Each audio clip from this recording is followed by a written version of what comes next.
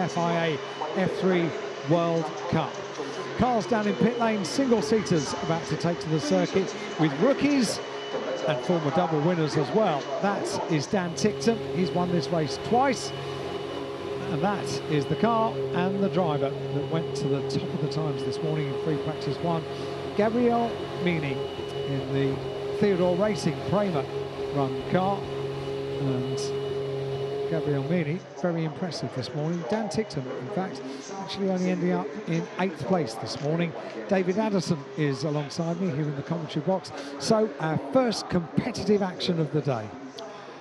This is going to be an absolute stormer, isn't it? Because whatever they learnt this morning in free practice, now they've got to put into use. And what they don't know is what it's going to do tomorrow, whether it's going to be dry, and if it is, whether it's going to be hotter or cooler. And potentially, if it's any hotter, because actually today is quite overcast, it might end up being the slower session. So it could be that this is the one that determines the grid. Either way, you've got to get a banker lap in. You've got to do well in this, just in case. There's another driver that's won here before, Richard Verschoor, the Dutch driver.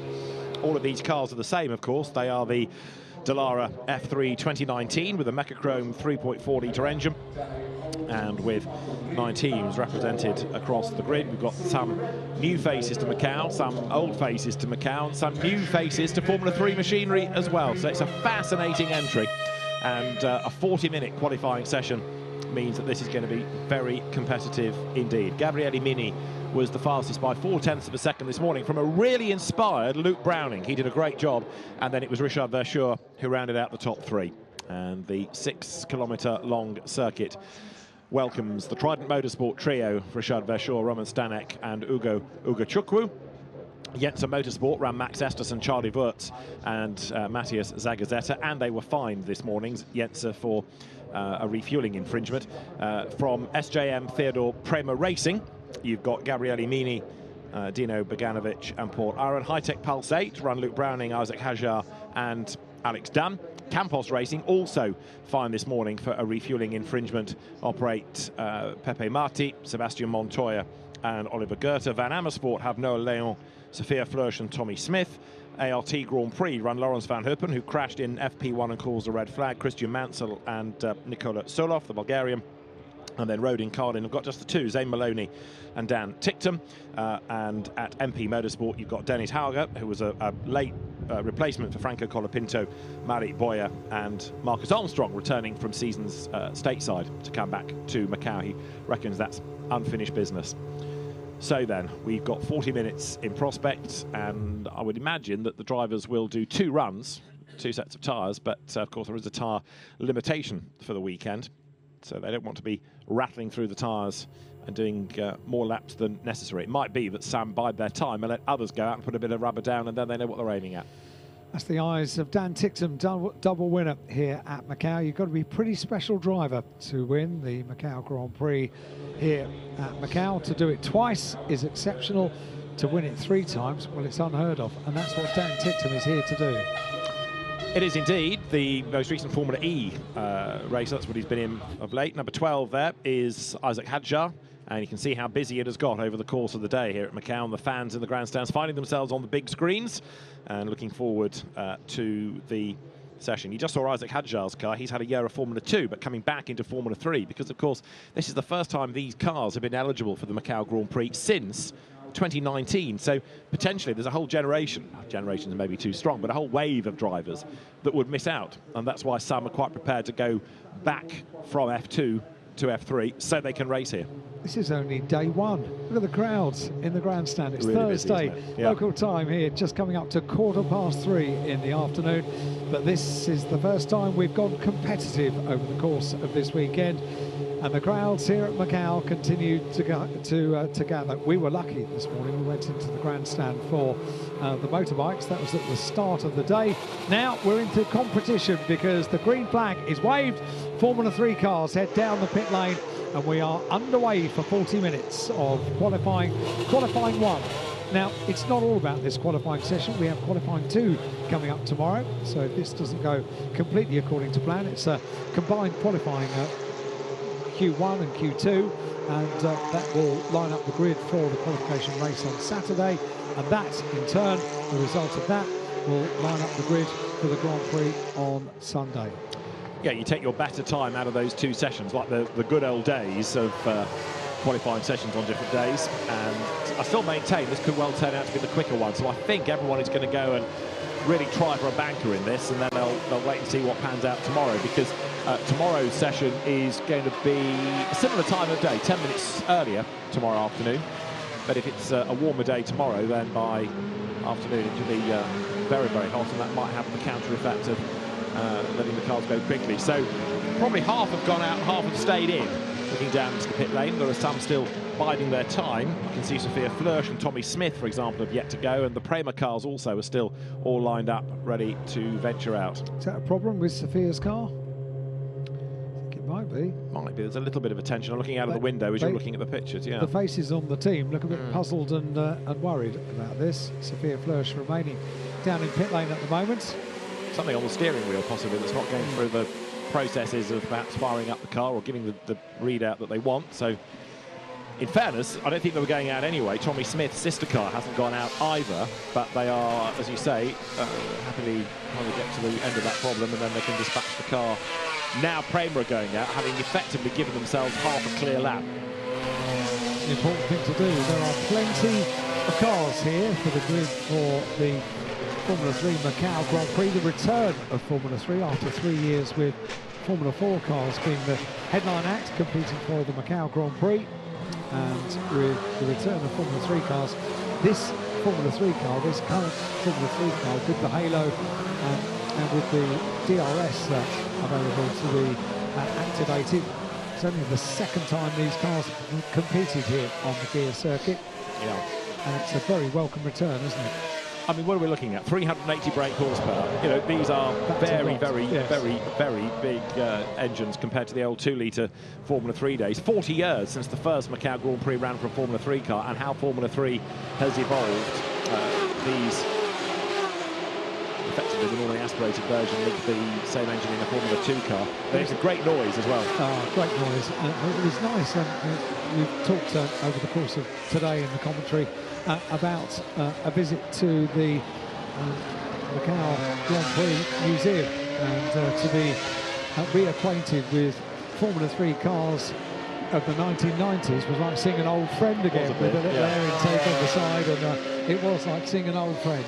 Even the WSR 1983 SSN Roll is another sort of old friend, because I mean, that was just the Formula 3 car to have. In those days, it wasn't de rigueur to have Formula 3 as a single chassis category like it is now under the regulations. It's just that the Ralt RT3 was so good, and Ralt dominated Formula 3 really up until 1993 when Dallara came along, and these are Dallara chassis. As now the first flying lap is undertaken, and you've got Murray Boyer, 28, Marcus Armstrong in 29 out of the MP Motorsport stable, the Dutch team, hence the orange colours.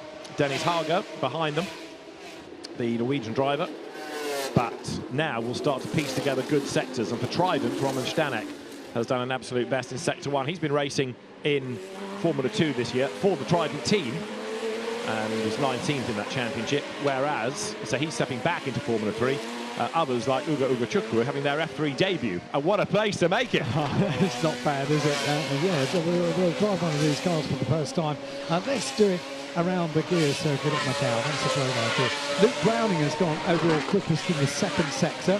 So Luke Browning, very much one to watch, a very impressive young driver, 21 years of age, also having been voted a couple of years ago the Aston Martin Autosport BRDC Young Driver of the Year, which is a hugely prestigious thing to be awarded. It's all announced at the Autosport Awards in a very lavish environment at the Grosvenor Hotel in London, and always a young driver can be incredibly proud of putting that on his CV. It's always one to watch, really, isn't it? Yeah, it is. It's a pretty rigorous process of tests over a couple of days, and a rigorous judging panel that assess not just how well they did on track, but in interview sessions, and how good they are working with engineers. And a lot of drivers have come out of those young driver tests to form links with teams or manufacturers. We're about to get a target time offered up. The best this morning, Gabriele Mini was a 2:06, so that's kind of where we need to be aiming for, maybe a 2:05 if they really get things up to temperature. And Marie Boyer is on a sedate first lap, 2:27, so now they're building up, getting warmth into the rubber all the time. First flying lap, and it's Marcus Armstrong that currently is top of the times, 2:27.312, and it's a second visit, I think, maybe a third visit for Marcus Armstrong, car number 29. Either way, top of the times on the strength of the first lap. First flying lap. Australian driver. Let's see who's going to put in the quickest of the sectors on this second flying lap. Dennis Hauger has put in the overall best on sector 1. He has indeed. So Marcus Armstrong then, the Kiwi, third visit here is the... Did I make him Australian? Briefly. I do beg your pardon. Same part of the world, isn't it? That's the worst thing to do, isn't it? But he is currently the fastest, but everybody's got more time to offer up before the end here. We had a red flag this morning, I think I mentioned, from Lawrence van Huppen, who headbutted the tyres down at Lisboa. So we need to keep an eye on him to see what progression can be made. By the end of it, Van Huppen was the slowest, although he's another rookie to Formula 3. Dennis Hauger is going well. Overall best in sector 1. He was also briefly overall best in sector 3. Red flag. And that's why. Big crash at Lisboa. And that's Sebastian Montoya in the wall. Sebastian Montoya off at Lisboa. Exactly in terms of the damage, what Van Huppen did this morning. I said at the end of free practice 1 this morning for Formula 3 cars, we hadn't mentioned Sebastian Montoya. We have done now, and not for the right reasons. That's very disappointing. And look, all self-induced, too much speed into the corner, and that was quite a big stop. Look at the way the wheels at the back are lifted off the ground. In he goes very hard and far too quickly. And that's going to be a bit disappointing for Luke Browning as well, because he was on a good lap. He put in the overall best in sectors 2 and 3, personal best on sector 1.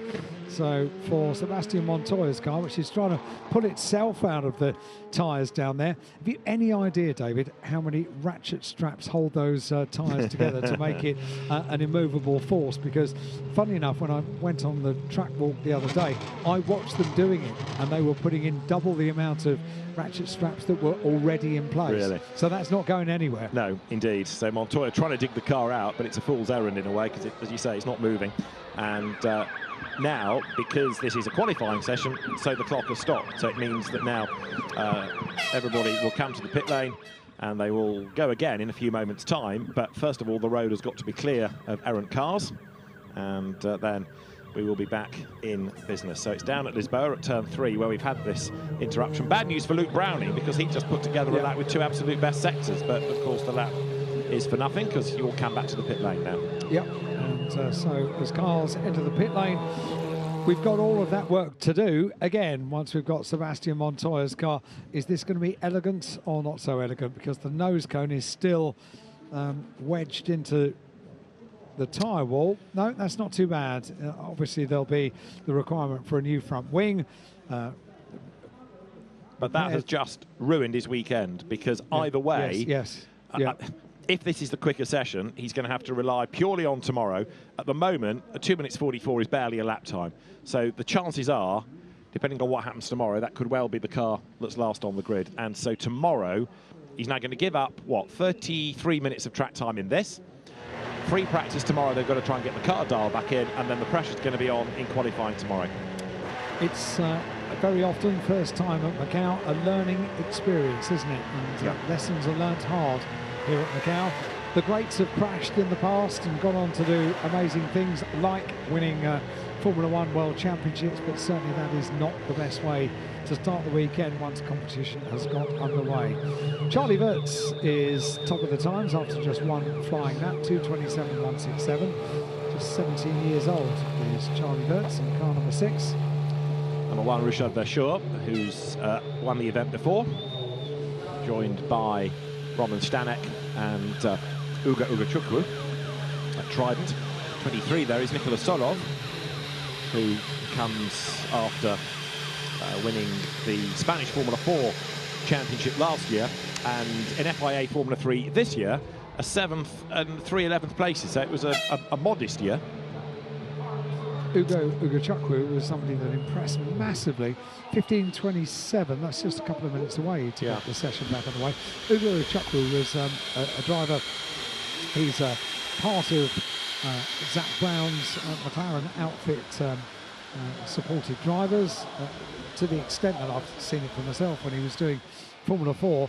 Zach Brown, Ugo won his first race, and Zach Brown was in front of the podium filming the podium presentation on his phone. So that's the kind of support you get from Zach. It's very much a friendly arm around the shoulder when you're a young driver. But Ugo has grown. He's grown so much. He's tall, very, very tall for a single-seater driver. Well over 6 foot tall now is Ugo. Wow, which is not ideal for single-seater racing. You sort of fold yourself into the cockpit, don't you? Another great livery you'll find is on Max Esterson's car. We'll see if the cameras can pick that up as it's in the pit lane at the moment. But drivers are getting ready because the session is going to restart in about half a minute's time. Gabriele Mini for the Prema Run Theodore team is good to go. Sophia Flörsch looking a little bit happier about life in that BVT liveried and sponsored car that Fritz van Amersfoort's team operates. A brand new helmet design was unveiled yesterday by Sophia for this weekend. Very active on social media is Sophia. She's got all of that PR and marketing side of her racing career well and truly organised. Green flag is waved. That means everyone dives for the exits of pit lane, and we will be essentially now back to the more regular time, half an hour that they had for free practice this morning. We've only had one lap really, flying lap around the circuit. So qualifying starts now. It does, although they've still got to get a lap or two to get the tyres up to temperature. So out they all go, and now the battle comes as to who is going to be at the front of the queue and who is going to try and find clear track space.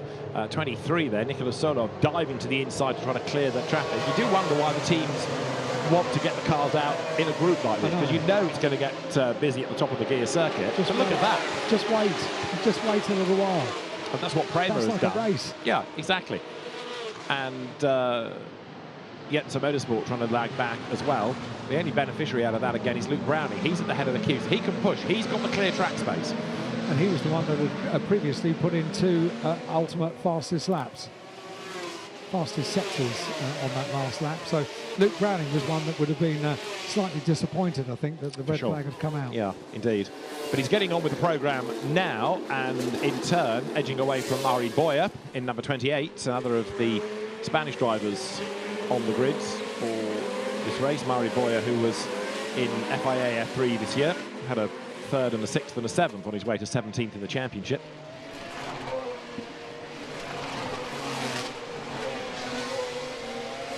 But there you can see number 12, Isaac Hadjar, stuck in traffic. He's got them all around him. So the last few cars down the pit lane, the Prema cars. Max Esterson has also been shepherded out now as well. This is a great entry, isn't it? Just looking down at how many cars and how many top-class drivers in the world of Formula 3 are here at Macau this weekend. It is such a draw. Over the years, it's something that people have wanted to put on their CV that they've won here at Macau. The one that we've lost, actually, was always TBC, was from the Rodin Carlin stable. So they've got the returning Dan Tickton, and they've got Zane Maloney returning to Formula 3, but having never raced at Macau. But nobody from this year's F3 campaign. So down towards Malco hairpin. Drivers now just starting to lag back a little bit, get themselves some clear space, not for the hairpin, but for what comes after it. I guess there's something to be lost if you are an experienced Formula 3 driver and you come to Macau and don't not necessarily win, but not shine. Then it's kind of almost counterproductive. Yeah, I mean, let's say Dan Tickton finishes 10th. What do we make of it after that? Yeah, really bad year. Yeah. Right, so flying lap started by number 11, Luke Browning, and he comes down towards Mandarin now. Then this demon fast right-hander, and you're still accelerating, still accelerating, still accelerating. There'll be a DRS zone here come the races, of course, where you can use that to overtake, and Luke Browning from one side of the road goes to the other, finds the apex of Lisboa, gets it through the corner. every time he rounds that corner, there'll be a little bit more confidence, but there'll also be a bit more grit because there's a little more rubber down. Who started his career in genetic juniors over in the UK and was impressive there, went on to British F4 from there. He reminds me a little, I'm not sure if it's the driving style or the way that he's gone around his racing or the staircase that he's used, but he reminds me a little of Harry King, who is doing great stuff in Porsches around the world, Porsche Super Cup mainly this year. But they've had the same sort of route, if you like. Yeah, and neither of them with a massive budget. I mean, the reputation enhancement and the prize money for being the Aston Martin BRDC Autosport Young Driver of the Year award winner, snappy title, it certainly helps Luke Browning to go racing. But when he won the GB3 Championship last year, that came on the back of virtually sitting out 2021. Yes. He did one event at Alton Park in GB3 and won there at his home circuit. So you know, it's been tough for him to get the drives, but he's also now been picked up by Williams F1 team. He's on their young driver programme. And watch Luke Browning now, Sector 3 and Sector 4 purple. So overall best in Sector 3 and 4, just Sector 5 to go. Oh, very sideways, but just misses the wall. Got away with that. That was a save and a half, wasn't it? And that shows the commitment that's being put in. So Luke Browning, absolutely on the ragged edge. He's going to go top. And then, having done the lap time, I suspect we'll head for the nearest laundrette. Over the timing line he goes. Now Luke Browning does a 2 minutes 7.668. That was some save, wasn't it? That could have been a very, very weekend-altering moment. Could indeed. The fact that he saved it has just made him feel a little bit more confident in all of this. But yeah, that was quite a drama. Right, now, you're riding on board here with Dan Tickton. Over the line. And where does Dan's first proper flying lap put him? Puts him 5th. Let's just ride with him. Listen to this.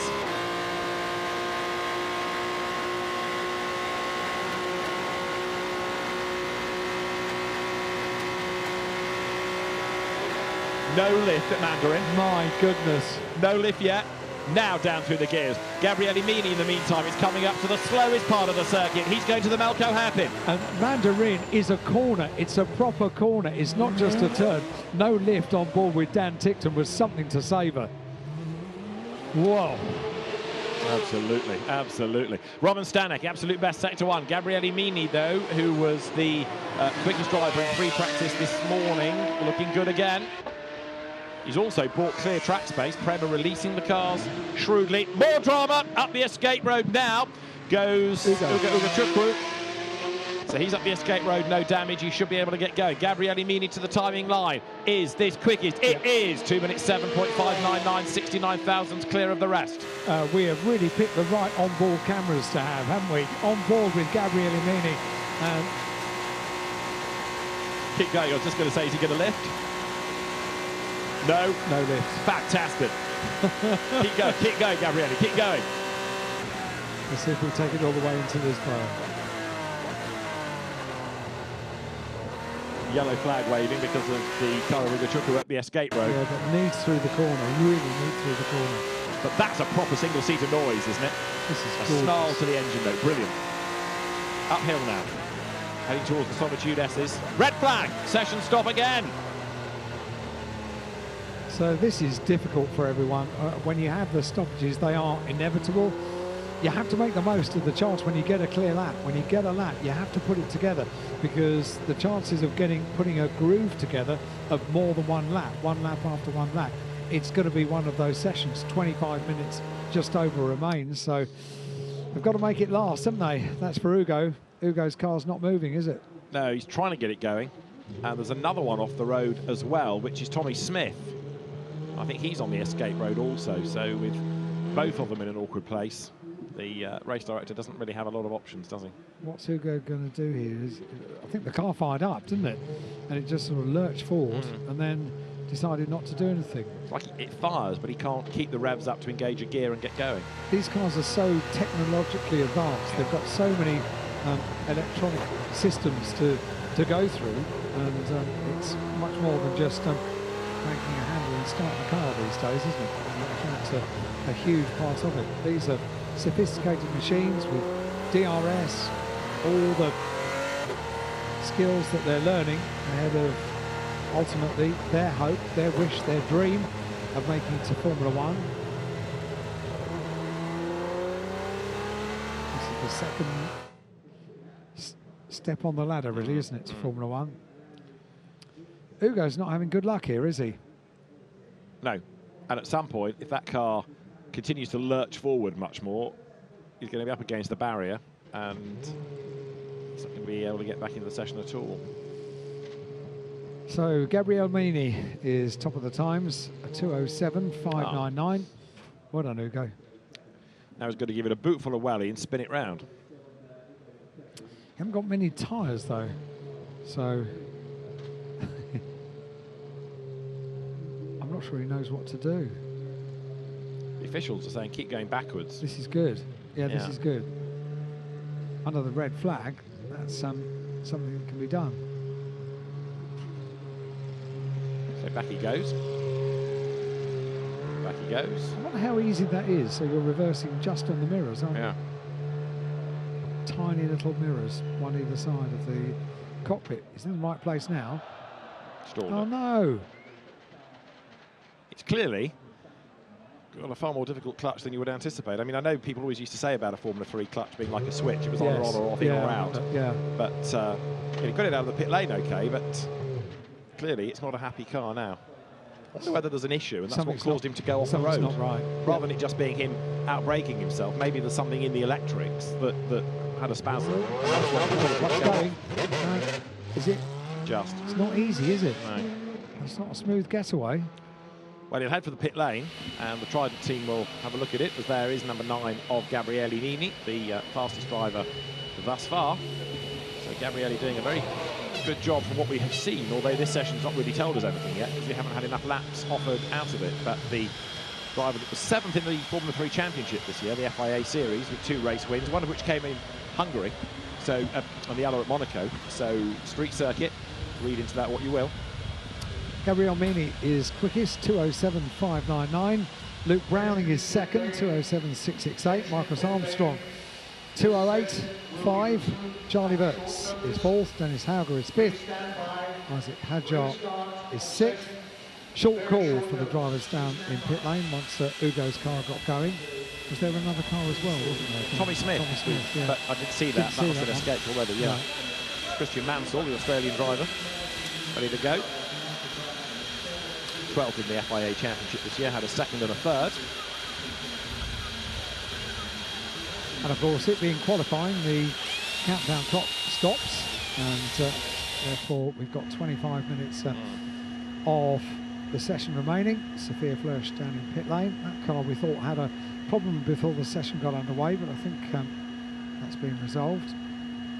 Yeah, I mean, the problem now is that they're just wasting time, because every time they start a flying lap, there's another stoppage. So we've had effectively 14 minutes, and we've not really got anything out of it yet. Slippery surface at turn 3, which is where cars were going up the escape road. So did anybody put any liquid down, and that's what caught them out? For that reason, yeah, I don't know. We've not seen anybody come in with a mechanical issue. And we've not seen the marshals dealing with a slippery surface as yet, so no clues there. That's number 2, Roman Stanek. Who, when he drove in F4, was a bit wild, wasn't he? But then he went into GB3, quicker single-seaters, and calmed down a lot. It was very quick. The learning process. Indeed. It's Alex Dunn, who's been very, very good in F4, whether it's been in Italy or Germany or Britain. Raced in the GB3 Championship this year, runner-up. And so the teams have been told to expect things getting underway on short notice. And down the pit lane has just come the delayed Ugo Ugochukwu, so everyone's back in the pits, and that possibly now means that we can get them all out of the pits. I think I'll have to have a look at that car, because I'm not sure that was Ugo having problems getting the car going. I think it was the car fighting against him, to be perfectly honest. So Isaac Hadjar down in pit lane. That's right, returning to F3, the French-Algerian racer. There is Ugo Ugochukwu with a McLaren orange camera mount on top of the car. Yes. Session will resume in under a minute's time. Pirelli's technicians having a look. Of course, these cars are on Pirelli rubber, and are now in the European Championship. laptops. Nobody walks near a car with a toolkit anymore. It's with a computer and a cable. I know, it's the laptop, isn't it? As Yeah. soon as it plugs in, we can diagnose what the problem is. And in fairness, that's pretty much what happens with road cars Yeah, now, it isn't is. it? You take your car in, Yeah. it's got a problem, they'll tell you what it is without even examining the car. So 15 seconds and we'll get this session back underway. It's 25 minutes and 57 seconds of the session. But they've got all that work to do again to get heat into tyres. And we said they have struggled a little bit during this session to get things into any kind of rhythm, any kind of groove. But now, once again, we've got the car parked because everyone released all at the same time. Everyone wants to get out on track as soon as possible, and then you'll have a huge amount of traffic to deal with. And now there's a bit more urgency to get out because, as I say, you've lost 14 minutes or so of this session. They got 40 minutes at the start of the day with one interruption, and then this session, which is, again, 40 minutes, but already 2 interruptions. So the clock carries on ticking now that we've got the session back live. They've got themselves a little bit more spaced out on track than they did on the previous occasion. It did have a tendency to look like the start of a race, didn't it? Yeah. All of them jockeying for position, going down towards Mandarin. And I tell you what, if we get a chance to go on board again during this session, hear the engines going through Mandarin with no lift, I'll be very happy. Yeah. That's awesome television, isn't it? Neither of us will talk, we promise. Indeed. I think you might get that when we go on to a hot lap very shortly. Right, so Gabriele Mini is the fastest by 69 thousandths of a second from Luke Browning, who's had a pretty impressive first day at Macau school, hasn't he? Certainly has. It's going to be a learning curve for everyone today. It's in at the deep end when we turn up at Macau for the very first time. Free practice this morning would have been so totally different to any simulation that you do when you actually feel the bumps, when you feel the rises and the falls around the circuit, and you've got real-life barriers and walls either side of you. Well, that's all a bit different to sitting on simulator, isn't it? Absolutely right, absolutely right. Don't forget, Sebastian Montoya, of course, had already lost from the session with the damage to his car, and he puts himself on the back foot for tomorrow.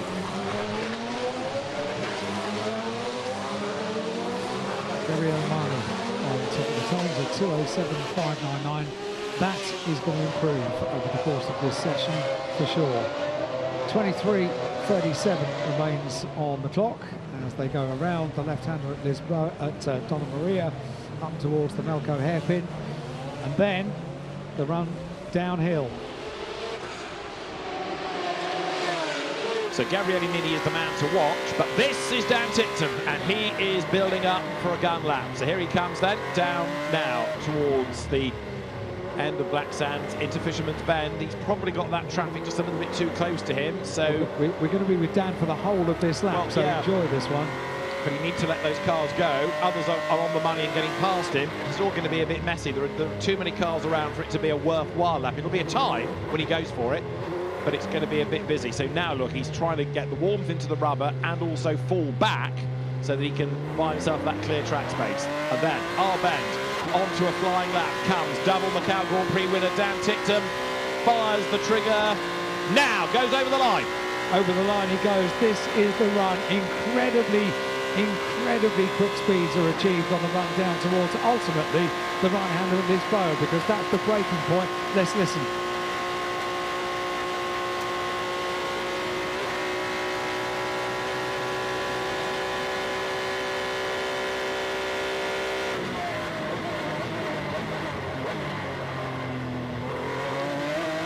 Down to second gear, nails the throttle coming out of the corner. A little bit of a lift, check the car before San Francisco. Now the climb up the hill.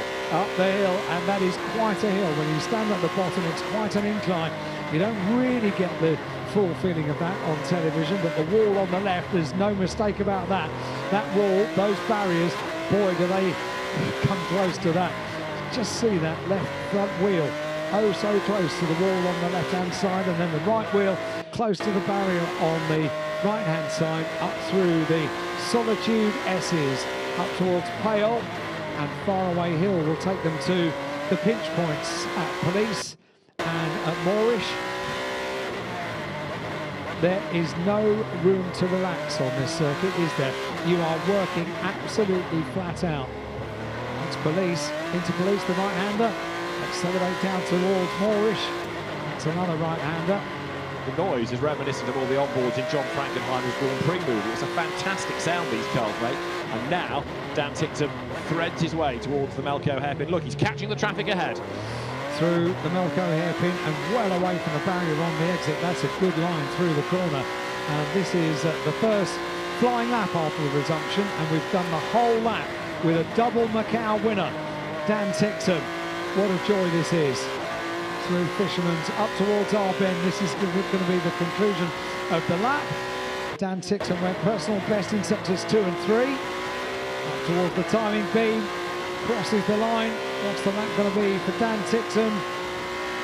And it's a 2:08.692. Which is good, but he will go better. We've had an absolute best out of Mini, an absolute best out of Hauger. This is Gabriele Mini, or Min, as the short code for his name tells you. So here's the Italian driver then, on his way down towards Fisherman. 2 absolute best, this is good. Charles Wirtz goes top with a 2:07.353. It was personal best in sectors 2, 3 and 4, and then an overall best in sector 5. Charles Wirtz, he's only 17 years old, isn't he, Charlie Wirtz, and 2:07. And Gabriele Mini goes through with a 2:06.929. And Dino Beganovic goes second, his teammate. So Beganovic up to second, the margin 0.3 of a second. Marcus Armstrong goes third, it's Wirtz fourth. Browning is fifth, Richard Verschoor is sixth, Oliver Goethe seventh, Zane Maloney eighth, Murray Boyer ninth, 10th, Roman Stanek. So Ticktum's down to 12th. Just because you're a double winner doesn't mean to say it's all going to go your way. No. Some of these drivers are very used to the machinery. Some drivers have been off driving other things. I'm minded of Felix da Costa, Antonio Felix da Costa. A few years ago, came back, he'd been in a DTM car, winning races in DTM for a few years. He hadn't touched a Formula 3 car for a good few years, came back, and ultimately he did win at the end of the weekend. Roman Stanek improving in sector 1 with an absolute best. So you see the concrete on one side, the stone wall on the other, and through that Gabriele Mini has threaded number 9, the Prema Run Dallara, and he's done an absolute best in sector 2. So he's building the lap together nicely. There's another traffic jam here, look, coming up to Police. All of these drivers trying to let the car ahead go. Somebody sooner or later is on a quick lap and he's going to get delayed, and the one that was delayed in all of that was Matthias Zagazzetta. So at really slow pace, that's the number 6 car of Charlie Wirtz that you're looking at now, and trying to get that clear lap. As you said, David, Roman Stanek did an overall best in sector 1. Gabriele Mini did an overall best in sector 2. Right, but Mini's lap's ruined because of all this slow bicycle race ahead of him, and the same is true of Dino Beganovic, who just came pounding around Donna Maria to be faced with the traffic jam. So now each driver is kind of slow here, let the car ahead go to try and get that clear track space. But the 2 people that were just on a good lap have both had that compromised. Yeah, both compromised. That's a great shame, isn't it, as they thread their way very, very slowly through the Macau hairpin. It's actually almost harder to do the Macau hairpin when you're going that slow. Yeah. Yeah, you need a bit of oomph in the car to flick it round, don't you? Flick it round, yeah. Right, so Gabriele Mini will go again. Dino Beganovic will go again. Into the pit lane has just come Dan Ticktum. 17.5 minutes on the clock. Now the tempo starts to increase once again. Down towards Lisboa goes Nicola Solov there, number 23. See how busy it is in that grandstand at Lisboa. And you sit there for a day, you're never bored. It is immense. It is an absolutely immense grandstand. People pack in because it is an overtaking opportunity. It is really the overtaking opportunity of the circuit. And the braking zone as well, isn't it? Yeah. Right, who else do we need to be looking at? Roman Stanek had been improving. Luke Browning is in the pits. Dan Ticktum is back in the pit lane as well. Luke Browning for the High-Tech Pulse 18 on the Agency team. And you're looking at number 23 of Nicola Solov, who has done 2 personal bests on this lap, down to Police now. So let's see what happens once they get themselves back up to speed. 16.5 minutes of the session. Dennis Hauger has just gone overall best in Sector 3. Surprisingly, Dennis Hauger down in 11th place at the moment, but he's gone personal best, Sectors 1 and 2. Overall best in Sector 3. This is going to be one to watch for car number 27, Dennis Hauger. Yeah, it is another driver making a return to Formula 3. So for the MP Motorsport team, he's going nicely. What about Nikola Stolov? It's going to be a decent lap, I think, from Nikola as well, because the Bulgarian driver here has done 3 out of 4 sectors as personal best, but the back of the car a little bit loose, Luke Browning style there, coming off Fisherman's Bend. It's worth watching Oliver Goethe as well, car number 17. He's gone overall best, so in Sector 3. So a purple in Sector 3. Solov 5th at the end of the lap. Chased over the line by Christian Mansell. Dennis Hauger goes second, so it was a good lap to watch. 2:07, 2:11, so from 11th to 2nd for Dennis Hauger.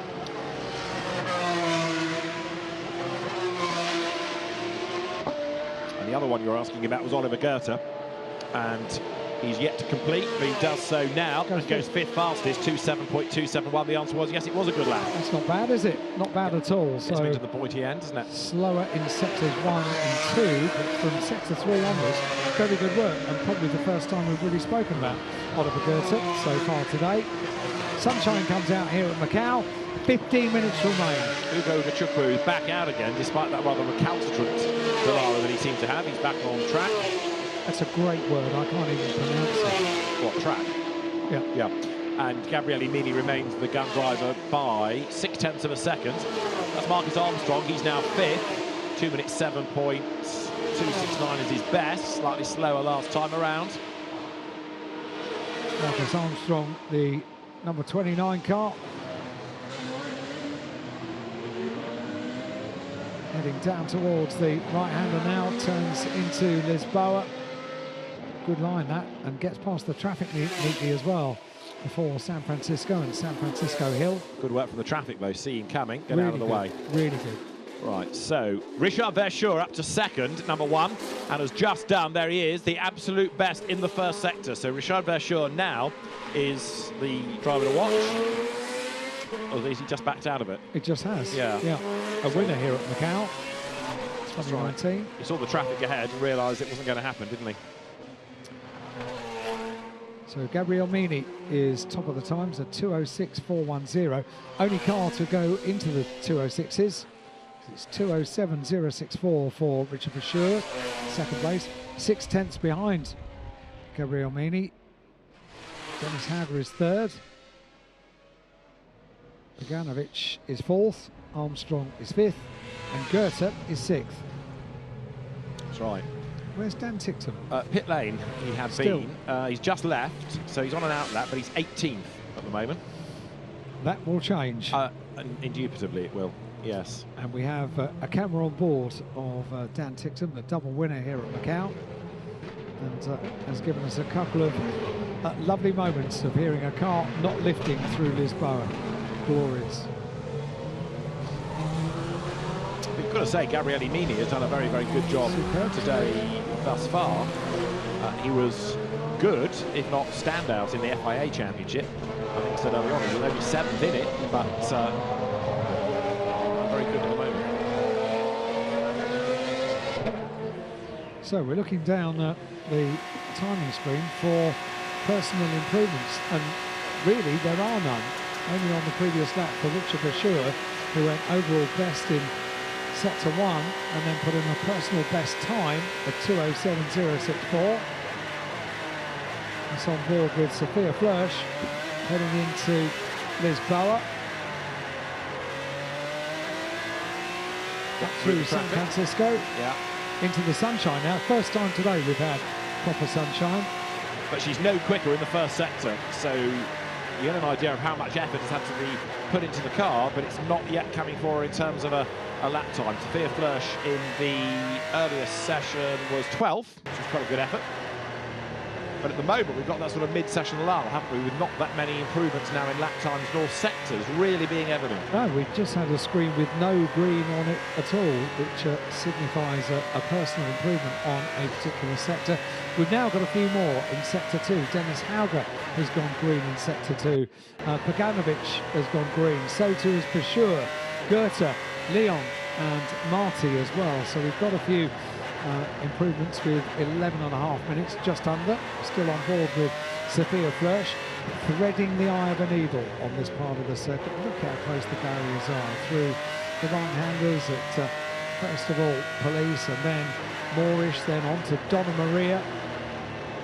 A long left-hander, which will lead ultimately to the no overtaking zone, Melco hairpin. All of those high-rise looming over the circuit. And the crane, it's another of those, I know it's an overused words, but it is an iconic shot, the image of Melco.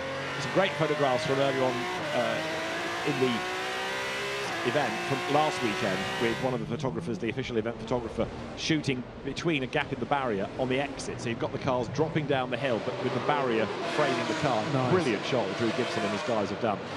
Right, with 10 minutes to go, Richard Verschoor is pushing hard again. And you get the feeling now that people on the second set of tyres are having scrubbed them, looking for that clear track space, and then they can push. Yeah, Verschoor just got held up at the Melco hairpin, unfortunately, so that's not going to be brilliant, because he had put in an overall best on Sector 3. We've got a crash, and we need to identify why. That's Zane Maloney, isn't it? Who is 11th fastest, and he's done the left rear corner, as you can see. Oh dear. I think he's probably hit the wall coming out of Lisboa and has limped it this far. Yellow flag. No, it's not Lisboa, it's later in the lap. So yellow flag is out, but that Police. Car, yeah, you're right. It's heading up from Moorish. Red flag. Third red flag of the session. So third red flag, the clock stops, and just under 10 minutes of the session remain. So 9 minutes and 46 to be precise. Back on board with Dan Tictum on the in-lap, so back down to pit lane, and it is for the 24 car. Confirmation coming on the timing screen, the Rodin Carlin car of Zane Maloney. That's a shame. Yeah, it's somebody else stepping back to Formula 3 for this weekend. But here you go again. You can't necessarily guarantee your ramp plan, because you're at the mercy of somebody else and their mistakes. Those that are regulars in the cars over the course of the year, historically, certainly in the early stages of the weekend, on Thursday and Friday, are the ones that tend to remain at the top. Maybe those that have been in other machinery during the course of the year might take a little while to, oh yeah, that's how it works.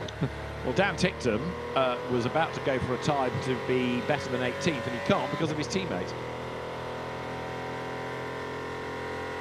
Car growling its way uphill, but it's Gabriele Mini, Richard Verschoor, Dennis Hauger from Dino Beganovic, Marcus Armstrong, Oliver Goethe the top 6, Charlie Wirtz, Noel Leon, Nicola Solov, and then Luke Browning rounding out the top 10. And there, 11th, is the somewhat crippled car. Look at the tyre marks in the background. Zane Maloney just a bit too quickly through Moorish, and the damage is done. It can catch out the best of them. That's a section from the right-hander at Police, and then on to Moorish is particularly tricky.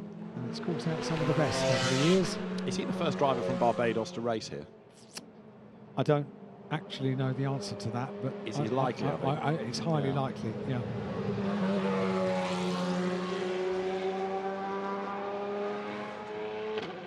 So there's the red flag coming out of Fisherman's Bend, and drivers come back to the pit lane. 9 3/4 minutes on the clock. Of course, where Zane Maloney has come to rest means that there isn't a crane, and so you've got to dispatch a flatbed, and then you've got to get the car back. So it'll take a few minutes. It's going to take a few minutes, yeah, for sure. And then, of course, once we have completed this first section of qualifying for the Formula 3 cars, we've still got more action, and it's going to be in different conditions now, because now the sunshine has come out. Macau looks beautiful, doesn't it, when you've got the long shadows, and we can see just out of the commentary box window normal life in Macau, which continues. The lorries and the trucks and the vans and the cars all going about their daily business on day one of the Macau Grand Prix for the 70th Macau Grand Prix. And here on the track, we're in our own little motorsport bubble, aren't we? And that's going to get quite a loud bubble at the end of the day. We've got GT cars coming out for their second visit to the circuit at the end of this afternoon. But for now, it's all about the Formula 3 cars and the Macau Grand Prix. In fact, the 70th Macau Grand Prix and the 40th for Formula 3 cars. So after 3 seasons of F4, welcome back to 6:30 in the morning, getting ready for the motorcycles coming out first thing on Friday, Thursday, Friday and Saturday. And there are no shortage of marshals coming forward to work at the Macau Grand Prix. It's a pretty prestigious thing to do, and they know what they're doing as well. Very, very well drilled. Short call for the resumption of the session, which is good news. Now Zane's car is on the back of the recovery vehicle. Just under 10 minutes of what has been an interrupted session, isn't it? Yeah, 3 indeed. red flags now. There's number 1, Richard Verschoor. He seems to, the Dutch driver, keep being dealt the bad blow by the red. Every time he gets ready to go for a lap, then either there's traffic ahead of him and or a red flag is waved. But 9 3/4 minutes are still to run of this session.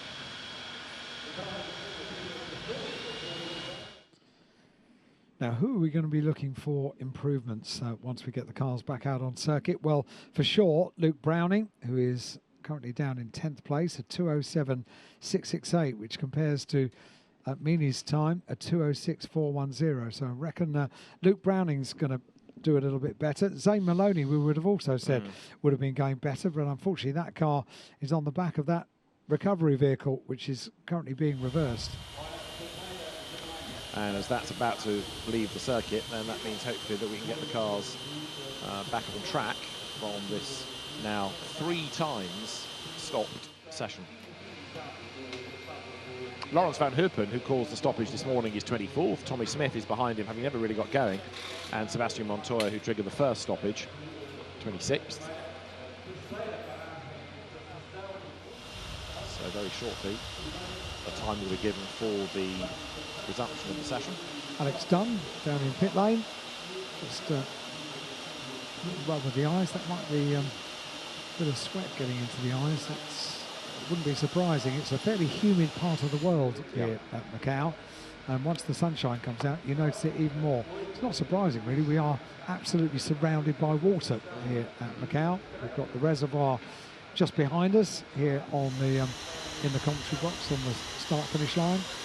And we've got the water, of course, that leads to Macau, a place that is vibrant, full of life, and the place just is amazing when you get to night time and the lights of the night. Just had a note that says that the barriers at turn 3 at Lisboa need repair work. Restart time will be announced as soon as possible. Now, we've had one car, Sebastian Montoya, go in and pierce the bottom of the tyres. It won't be for the breaking of a ratchet strap. We saw how many went into that operation, and there's quite a lot. Yeah. So the drivers for the moment have to sit and wait. I just wonder how much they're going to get in 9 3/4 minutes. Because they're going to lose, let's say, 2.5 to 3 with an out lap. Yeah. Then another 2 minutes and a bit to get the first lap in. Do you remember the last 10 minutes of Formula 4 qualifying from last Saturday? Yes. It was worth the wait. It was actually, quite right. It was well worth the wait. So an out lap, a start-up lap, and then maybe 2 flyers. If nobody goes off in their zealotry, it's going to be quite dramatic. You can see just how hot the drivers are getting. So it is, now the sunshine has come out, much more like the normal sort of temperatures we get here at Macau, and it is incredibly testing for drivers. Incredibly warm work.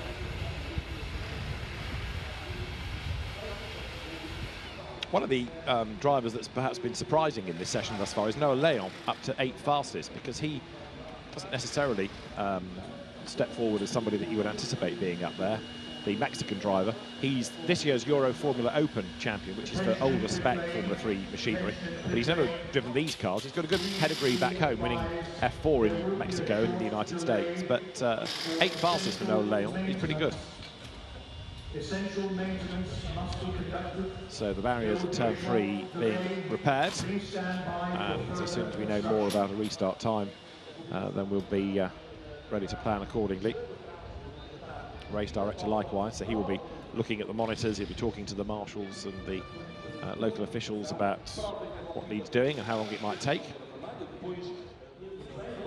6 minutes past 4 local time here at Macau. We've got daylight until about 5:15, 5:30, when it begins to get a little bit darker, and 6 o'clock is when the whole of Macau is plunged into darkness to night time, and the lights of Macau take over.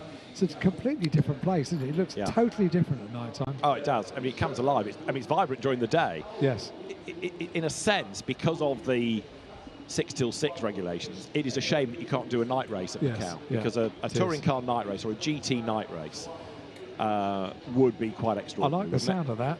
With all the casinos lit up, that would be something. That would be something. That would be something else. That would be absolutely supreme. It's an amazing place anyway. The only thing it would take away is the fact that once we finish the racing, we can go for nice dinners at so many nice places to eat, so many nice hotels here at Macau.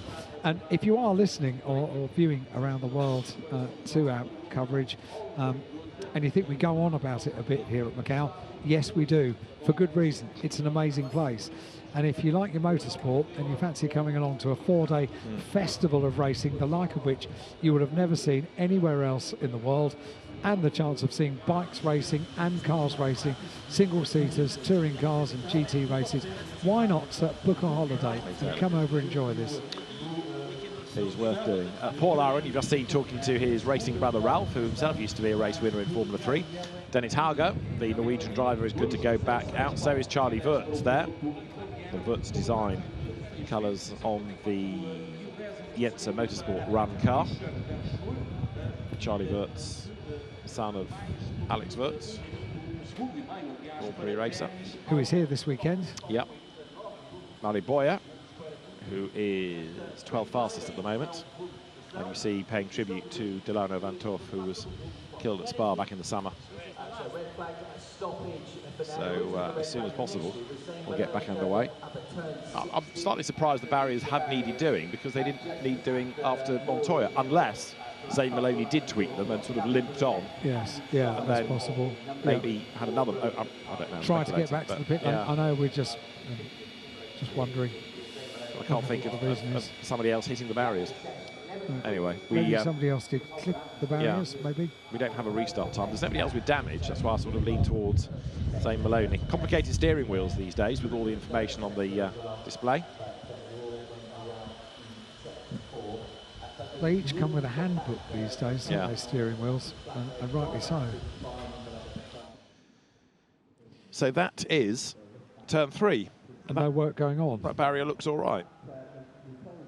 So the plot thickens, unless it's the barrier at turn 16 where Zane Maloney, we think, may have clipped them. But that's there and there's no work going on. So that's where Zane Maloney was. That was at Moorish Corner, and that's where he had the problem. What you were wondering, David, was maybe clip the barrier early on in the lap, and the car wasn't quite right throughout the hill. Yeah, exactly. But I'm surprised now. Someone else. Another reason. Yeah, but they aren't working on the barriers at turn 3 at the moment, so it's, not only that, there's nobody there. It's not like they're waiting for more tyres or waiting for anything. They're just not there. No. Oh well, we await. But that's all we can do, and that's all the drivers and teams can do at the moment, is to wait for word to come that we can get this session back underway for what is going to be a thrilling just under 10 minutes of resumption, because there's quite a few cars that are, you would think, out of place. Yeah, indeed. Well, Gabriele Mini, I think, will be pretty content thus far with his day's work, won't he? It's been a very good effort for somebody that is new to the circuit, and Richard Verschoor as the best of our previous winners in the event, second behind him, and then Dennis Hauger in third. This is apparently where they've been repairing barriers, so not down at Lisboa.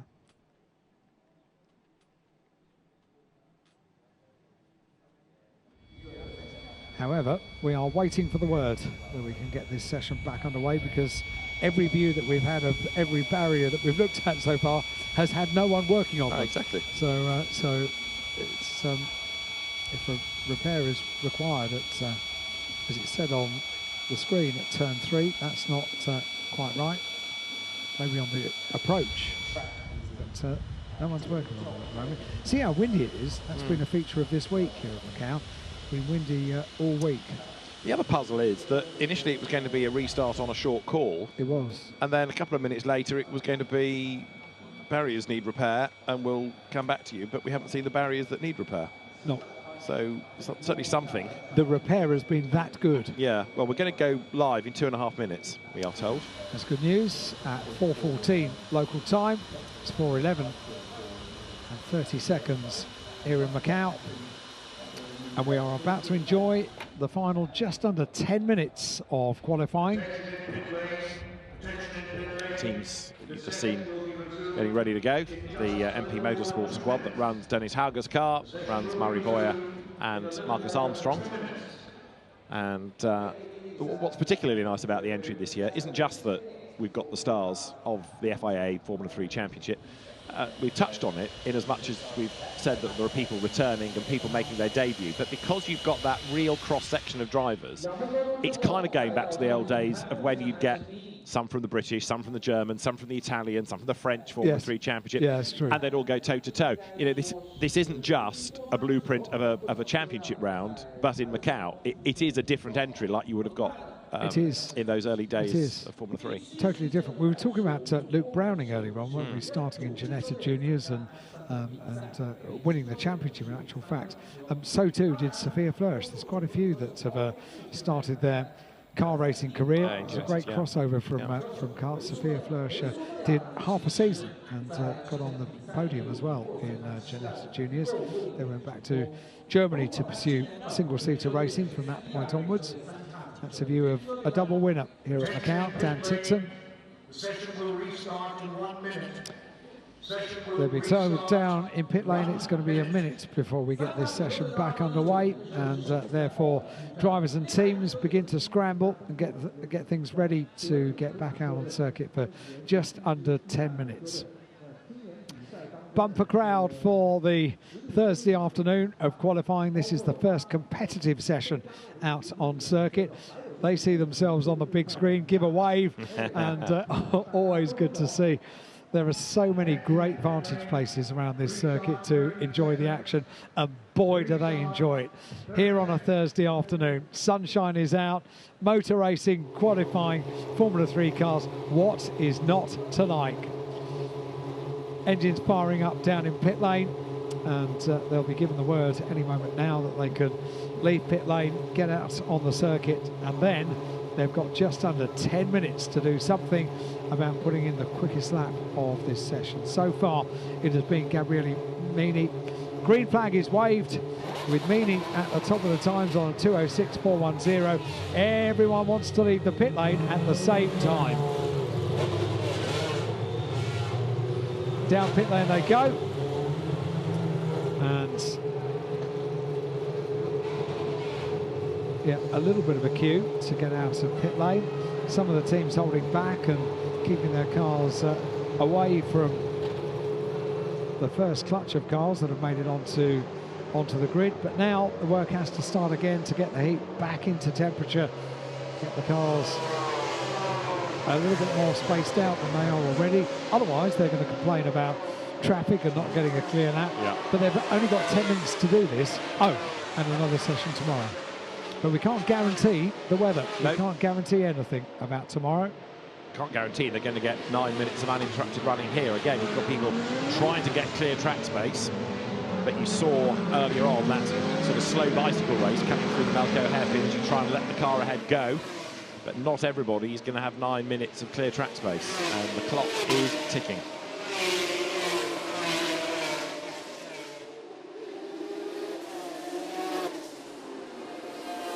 So Zane Maloney we've lost from the session, Sebastian Montoya we've lost from the session, and 8 minutes and change on the clock. Gabriele Mini is still the fastest after a very impressive run today. Rashor, Horga, Bogdanovic, Armstrong, Goethe, Wirtz, Leon, Solov. Browning ran out the top 10. Yeah, Browning is one in particular that I'm looking for an improvement. Down in 10th place is maybe not where we would expect Luke to be after topping times over the course of the first free practice session and topping times during this qualifying session as well. Finished up this morning in second position to Meany. And with Samuel Laney now out, Carney on repair. His legacy of 2 personal best sectors is going to remain on the board until the end of this session. So pick your favourites. Who do you think is going to get the best of this? It's really hard to call this year. We're going to get improvements from Luke Browning. We're going to get improvements from Dan Tickton. Those 2 things are, I think, for sure. Yeah, Tickton on paper should be an improver, but 7 more minutes in which to do it. Depends where he is in the traffic, doesn't it, as to how good a chance he's going to have. So the cars now come, still getting the warm back into the Pirelli rubber down towards Fisherman's. This is Tickton. And again, look, the traffic is close up the road. He doesn't need anybody getting in the way. So let's see how he fares. He's letting him go, letting the traffic just start to edge away. And then as he comes into our bend, he'll accelerate clear again. But doing that all-important job of getting the heat in the tyres also allows him to just get a bit more distance between the cars in front to set up for a quick lap. This is such a joy, isn't it? Riding on board with a double winner here at Macau.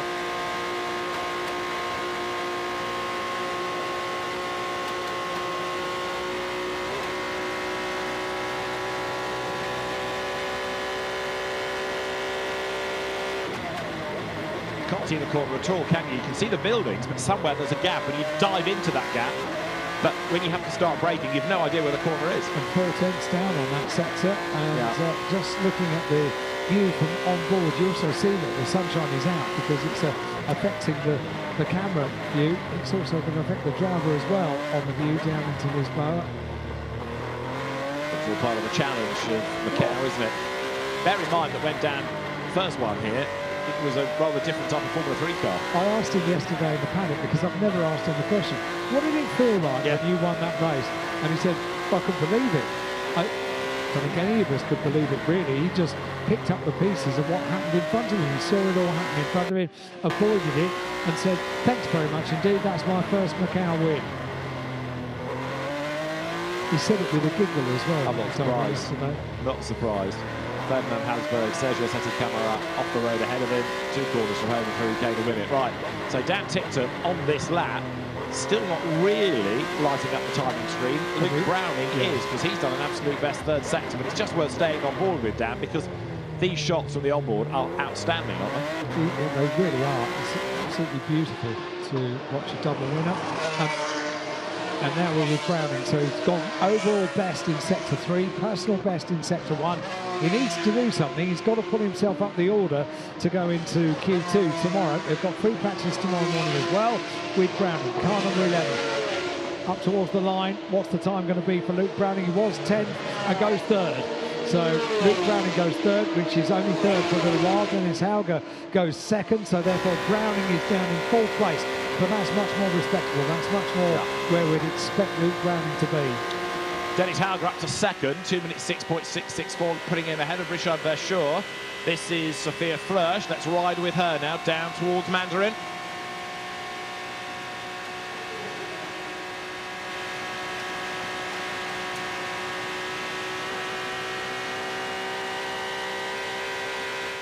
Still massively committed on the run towards Lisboa. Nicolas Solov has been an improver up to 8th last time around. But Luke Browning then now, who is 4th fastest, has done a personal best within the 1st sector. And he's certainly taken to Macau, isn't he? Marcus Armstrong is putting in personal best in Sector 1 and 2. So is Isaac Hadjar. And Luke Browning on this lap as well has gone personal best in Sector 1, green in Sector 1, purple in Sector 2. So Luke Browning, we're going to watch this one again. Watched on the previous lap. We're going to pick this car up again because it's gone purple in Sector 3 as well. This is going to be a great lap for number 11, Luke Browning. 2 more sectors to go out of Moorish. and he's got nobody around him. I mean, this is the beauty of it, that he's not going to get held up. So, car number 11, Luke Browning, oh so close to the barrier on the exits of Donna Maria. That's the long left-hander, leads down to the Macau hairpin, beautifully through the Macau hairpin for Luke Browning. Just nibbled up a very, very tight hairpin, like it really wasn't there. Personal best in sector 4. This is going to be a great lap for Luke Browning. He's going to be up towards the line any moment now, and we'll get the time coming through. He is in fourth. Alex Dunn goes top. Alex Dunn goes top with a 2:06.158. Why wasn't I watching Alex Dunn? Out of nowhere, Alex Dunn is then bettered by Luke Browning, 2:06.018. Luke Browning is fastest by a 1/10 of a second. So it's Browning, Dunn, Meany, Halga, Hadjar, Armstrong, the top 6. But yeah, Alex Dunn, who's never raced one of these cars before, out of nowhere, briefly the quickest. Second he is at the moment. 2 minutes remain. There's about a lap in it now, maybe 2 for some of them. And Alex hasn't really featured in our attentions up until now. There he is, number 14, the silver car. He's backed off. So has Isaac Hadjar. So has Luke Browning. So they've had their shot on that set of tyres. Work done. Now, what about Dan Ticktum in all of this? He improved last time to go, 17th. It's not even on the first screen, no. So Dan Ticktum not having the best of Q1s today. And very, very impressive that by Alex Dunn to all of a sudden leap to the top of the times, eclipsed only by that super lap by Luke Browning. Both of them, as you said, David, backed off now. So are we looking down the order to see anyone that's likely to do a mighty improvement on this? Maybe Charlie Burtz. He's gone green in sectors 2 and 3. Sophia Flörsch, absolute best, sector 1. So you're looking at Charlie Burtz, and he is worth looking at, but Sophia Flörsch is still pressing on as well. Clock has got just over a minute to go. Right, so Charlie Burtz presses on. He was down in the first sector, but he's had a good run in sectors 2 and 3. So let's see whether this is going to be a lap that works for him. Here he comes, Alan. Absolutely recovered from a moment there. There was a wiggle. What's it going to be for Charlie Burtz? No. So 2 personal bests in sectors 2 and 3, but no improvement, and indeed drops down a little bit. Isaac Hadjar had gone up to 5th place, and no, I'm not sure we're going to see improvements, are we? Well, personals for Marcus Armstrong. In Charlie's case, if at Burtz you don't succeed, and he has improved in the first sector of the next lap. Looks, he's gone and done a personal best. Dan Ticktum, in the meantime, 2 personal bests on this lap. And we're on board with Dan Ticktum. I think you said Sophia Flörsch have gone overall best in sector 1. We've got on board with Sophia Flörsch as well over the course of today. That's great to see, but we're on board with Dan Ticktum, steering his way around with the sunshine up there, and checker flag comes out, so it's this lap for Dan Ticktum. I think he's going to be the first one to take the flag. We're not quite, there's one ahead of him, but there he is. So Dan Ticktum to the line. I go 7th. Okay. 2:06.985 for Dan Ticktum. Dennis Hauger up to 2nd, 2:06.135, a 10th shy of Luke Browning. So Browning, Hauger, Dunn, Meany, Hadjar, Armstrong. Now what about Gabriele Meany? Personal, sectors 1, 2 and 3. Yeah, that's not bad, is it? So Dan Ticktum up to now 8th position. Dennis Hauger has gone up to 2nd position. And Meany is down in 4th position, but with that overall best in sector 4, personal best in sectors 1, 2 and 3. Gabriele Meany topped the times in free practice. What's it going to be at the end of this lap? The checker flag is out. This is the last chance for Luke Browning. Bogdanovic goes 2nd, so Dino goes 2nd in car number 8. And what's Meany going to do? We're waiting. Goes top, 2:05.521. So Gabriele Meany tops the times in free practice 1, and also tops the times in qualifying 1. By 4/10 of a second, nearly half a second, 0.497, and that's quite a margin. So really, really good day for Gabriele Meany, new to Macau, ahead of Luke Browning, and then his teammate Dino Bogdanovic in 3rd. Dennis Hauger 4th, and Alex Dunn, amazing effort, because he was really struggling early on, but 5th ahead of Isaac Hadjar. Marcus Armstrong 7th, Nicola Sorov 8th, Oliver go to 9th, and Dan Tickton in the end was 10th. What do you make of the previous winners then? 2 for Dan Tickton, he's in 10th. Richard Bachur, he's won here at Macau, he's in 11th. I'd like it to rain now for tomorrow. That's our grid. Rain for tomorrow afternoon, that'd be quite that spicy. would be our grid. So the last few come through, including Alex Dunn, who doesn't improve, and also going over the timing line, Isaac Hadjar, he does improve, stays 6th. So, fascinating session. It's a shame we had all the interruptions, but I think the quick drivers were the quick drivers were the quick drivers, weren't they? They were there or thereabouts all the way through. It's like what we said about the final 10 minutes of qualifying after red flag for F4. Last weekend, it's been the same. The final 10 minutes, absolutely brilliant for the Formula 3 Macau Grand Prix. Super stuff, that. Enjoyed that. Definitely. More to come tomorrow. So they get a free practice session at 9:30, and they'll qualify again at 3:05. And it's going to be the old school type of qualifying where we're referencing today's times as much as the times they'll be doing in tomorrow's session and trying to piece a grid together. Fascinating stuff.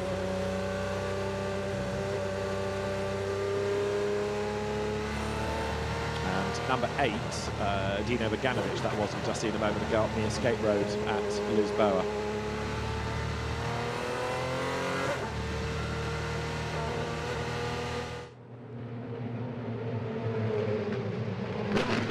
So a thrilling first qualifying session of the weekend for the Formula 3 Macau Grand Prix. The welcome return of Formula 3 cars to the Gear circuit here at Macau. 40 years since Formula 3 became the cars used for the Macau Grand Prix.